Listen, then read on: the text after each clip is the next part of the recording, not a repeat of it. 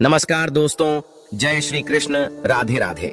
दोस्तों, हमारे हिंदू धर्म में अन्न को देवता माना गया है, इसीलिए हमें अन्न का सम्मान करने की शिक्षा दी जाती है। अन्न को उगाना जितना कठिन होता है उतना ही आसान होता है उसे बर्बाद कर देना। श्री कृष्ण कहते हैं, संसार के प्रत्येक प्राणी को जीवित रहने के लिए भोजन की आवश्यकता होती है। भोजन से ही उसे ऊर्जा प्राप्त होती है। मनुष्य के द्वारा किया जाने वाला भोजन ही उसके स्वभाव को नियंत्रित करता है। इसीलिए मनुष्य को सदैव ही सात्विक भोजन ग्रहण करना चाहिए। हमारे प्राचीन वास्तु शास्त्र में खाना बनाने के लिए भी कुछ नियम निर्धारित किए गए हैं। भोजन बनाते समय वास्तु शास्त्र के नियमों का पालन अवश्य करना चाहिए। वास्तु शास्त्र में भोजन बनाने की दिशा, भोजन बनाने का समय, भोजन करने का समय आदि महत्वपूर्ण बातों के नियम बताए गए हैं। दोस्तों, प्रत्येक हिंदू घर में भोजन में खास तौर पर रोटी अवश्य बनाई जाती है। जिस प्रकार से पृथ्वी का आकार गोल है, उसी प्रकार से रोटी का आकार भी गोल ही होना चाहिए। देवी देवताओं को भोग चढ़ाते समय गोल रोटी ही बनानी चाहिए और रोटी कभी भी टुकड़े करके भगवान को नहीं चढ़ानी चाहिए। शास्त्रों में रोटी बनाते समय महत्वपूर्ण बातों का ध्यान रखना चाहिए। रोटी बनाने के लिए आटे का प्रयोग किया जाता है। तो दोस्तों, गुरु जी से सुनते हैं कि वो क्या कहते हैं इसके बारे में। तो आइए दोस्तों जानते हैं। दोस्तों, आटा गूंथते समय उसमें यदि आप कुछ चीजें डालते हैं तो इससे माँ लक्ष्मी प्रसन्न हो जाती है। आटा गूंथना भी एक कला होती है। जब घर की स्त्रियां अपने हाथों से आटा गूंथती है तो उनके हाथों से उसमें सकारात्मक ऊर्जा प्रवेश करती है। आटा गूंथते समय मन में माँ लक्ष्मी का ध्यान करते हुए परिवार के कल्याण की भावना मन में रखनी चाहिए। सच्ची श्रद्धा और प्रेम से बनाई हुई रोटी घर में सुख समृद्धि लेकर आती है। वास्तु शास्त्र के अनुसार आटा गूंथते समय उसमें कुछ महत्वपूर्ण चीजें अवश्य डालनी चाहिए, जिसके बारे में आज हम आपको बताने जा रहे हैं।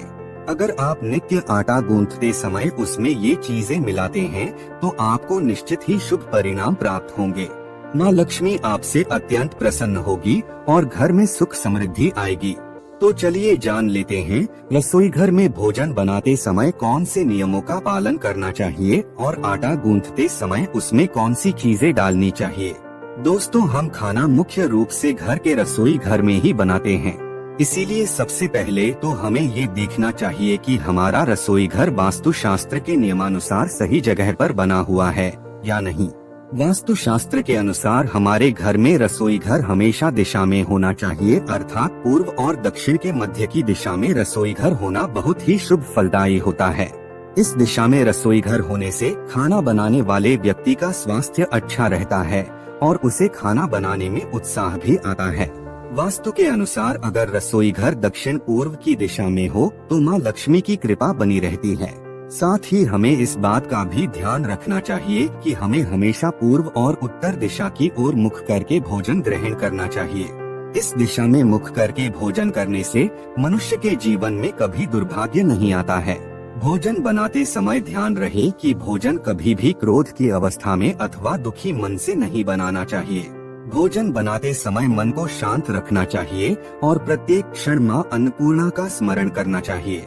प्रसन्न मन से बनाया हुआ भोजन देवी देवता स्वीकार करते हैं और आशीर्वाद प्रदान करते हैं। क्रोध की अवस्था में भोजन बनाने से भोजन में नकारात्मक ऊर्जा व्याप्त हो जाती है। श्री कृष्ण कहते हैं, भोजन करते समय भी हंसना नहीं चाहिए और क्रोध भी नहीं करना चाहिए।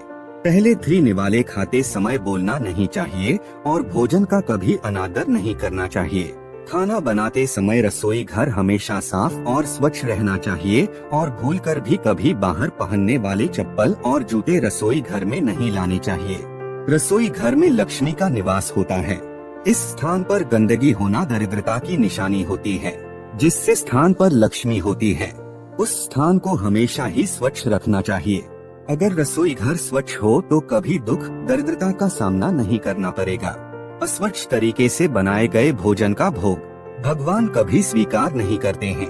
भोजन बनाते समय यदि वाद विवाद किया जाए या फिर मुंह से अपशब्द निकाले जाते हैं तो ऐसे खाने का खाने वाले की शारीरिक और मानसिक स्थिति पर बुरा प्रभाव पड़ता है।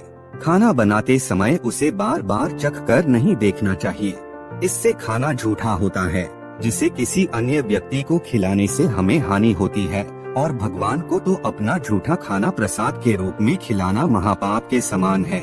शास्त्रों के अनुसार बिना नहाए कभी भोजन नहीं बनाना चाहिए और ना ही करना चाहिए।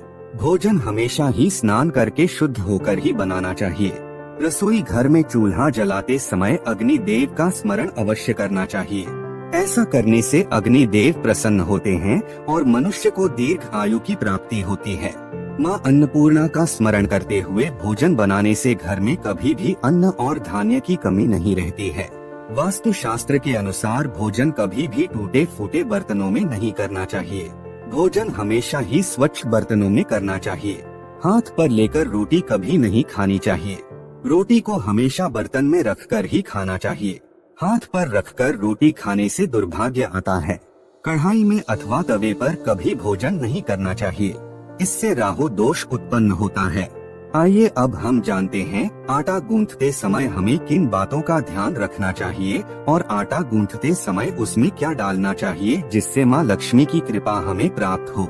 दोस्तों, कई महिलाओं की यह आदत होती है कि वह समय बचाने के लिए एक साथ 2 समय का आटा गूंथ कर रखती हैं। सबसे पहले तो ध्यान रखें कि कभी भी आवश्यकता से ज्यादा आटा मल कर ना रखें। गूंद कर रखा हुआ आटा घर में नेगेटिविटी लाता है।